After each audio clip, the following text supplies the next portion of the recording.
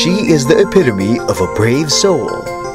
A woman, when faced with godlike challenges, chooses to fight graciously armed with guts and talent. Kasi bugita niya, baryo pag yun, akong mama, kanang, sa para niya, it's unthinkable to venture into the big city of Manila.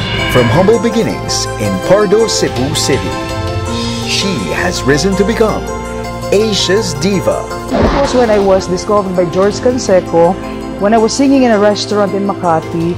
He asked me to sing usa theme song sa movie Dulce Amor Ina. That's why I got the Dulce name. Unya kanang from the Dulce Amor theme song, mo na pisinugdanan, nasunod tong ako ang nagwagi. Dayon-dayon na to. She is a perfect example of a true blue world-class Cebuana. May sugilanon nga nahisulat sa lapyahan sa panahon, nahanaw daw asuhat. Best thing about being Cebuana is kanyang akong pagka bumarog yun. Dili ko mo atras, dili ko mahal. Dulce, this Wednesday at 9:30 a.m. on Mabuhi Ka Cebuana.